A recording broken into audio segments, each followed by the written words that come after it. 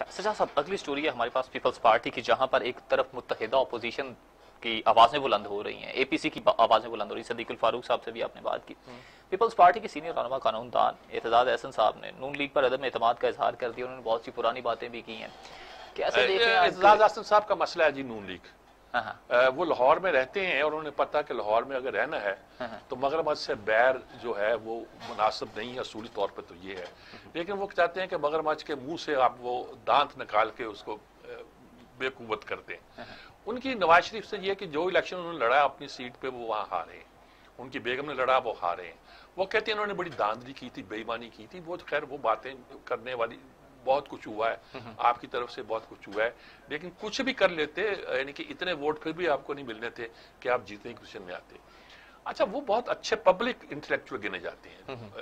एक बार शायद टाइम ने या न्यूज वीक ने उनको नंबर 1 पाकिस्तान का पब्लिक इंटेलेक्चुअल कहा था। वैसे मैं तो पब्लिक इंटेलेक्चुअल की इस्तिलाह के बड़ा कम मजाक उड़ाता हूँ, लेकिन चलिए पब्लिक इंटेलेक्चुअल है।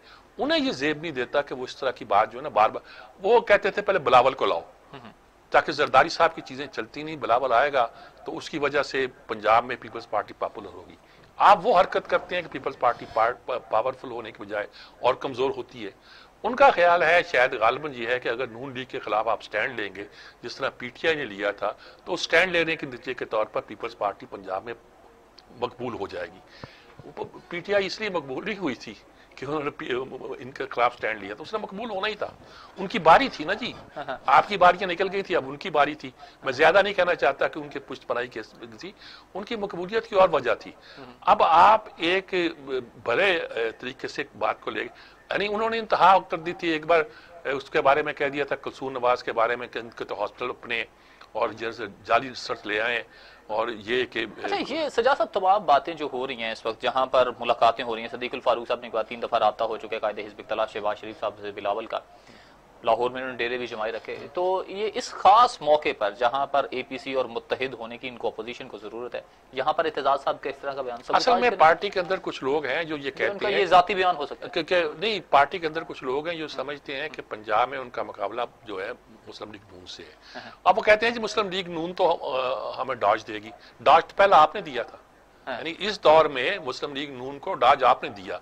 तय हुआ कि स्पीकर का इलेक्शन मुश्तरका होगा, पीपल्स पार्टी कैंडिडेट होगा, और उसका इलेक्शन मुश्तरक होगा वज़ीर आज़म का, उसका कैंडिडेट मुस्लिम लीग नून का होगा। जब शहबाज शरीफ आए, उन्होंने कहा हम तो इनको वोट नहीं देंगे, हमारा तो इनका झगड़ा है। इन्होंने तो जरदारी के बारे में ये कहा, बिल्कुल सड़कों पे खड़ी, हाँ सिर्फ ये कहा। अब भाई अगर ये चलना तो आपने पार्टी के साथ इत्तेहाद किया है। आप कौन होते हैं कि जिस पार्टी को आपने ये तय कर लिया कि आपका बंदा होगा? ये पीपल्स पार्टी ने पहली बार नहीं किया। 2007 में जब मुशर्रफ की वो आया था दूसरी बार इलेक्शन होने का, तीसरी बार सदर मुंतखब होने का, तो उस वक्त भी ये पार्टी वॉकआउट कर गई थी। सही, फजल रहमान भी मिल गए थे, और रह गए थे बाकी जो लोग थे, चीखते चलाते रह गए थे। मुस्लिम लीग भी थी शायद उसमें, जमात इस्लामी भी थी, काजी हुसैन उसी बात में फजल रहमान से लड़े थे, और एमएनए भी फिर बन नहीं पाई, और उस तरह मुशर्रफ इलेक्ट हो गए थे। तो उस वक्त कहा जाता था पीपल्स पार्टी ने डॉज दी है। वो तो यानी कि देखा जाए तो हर चीज मौसम मिसाक जमहूरियत करने के बाद, जिसको इन्होंने 73 के आयन के बाद सबसे बड़ी अहम दस्तावेज एतजाज एहसन ने कहा था, उसका क्या रिजल्ट निकला? उसके बाद आपने फौरन फौज के साथ एनआरओ कर लिया। सही, मैं नहीं कहता गलत किया, लेकिन मैं कहता हूं कि अपने हलीफों को पर आप कॉन्फिडेंस मिलेंगे तो कुछ करेंगे ना जी। वो किए बगैर आपने नेगोशिएशन जारी रखे, आलमी ताकतों से मिलकर नेगोशिएशन कर ली, तो मैं तो उसको कुछ ज्यादा चलें ब्रेक पर जाना सजा साहब। वैसे ये पूछूंगा आपसे, यानी कि मैं ब्रेक के बाद के ये जो इत्तेहाद है इनका मुत्तहिदा अपोजिशन का, ये कितने अरसे तक चलने जा रहा है, और पीआईए में गोल्डन हैंडशेक पर काम हो रहा है, एक ब्रेक के बाद देखिएगा।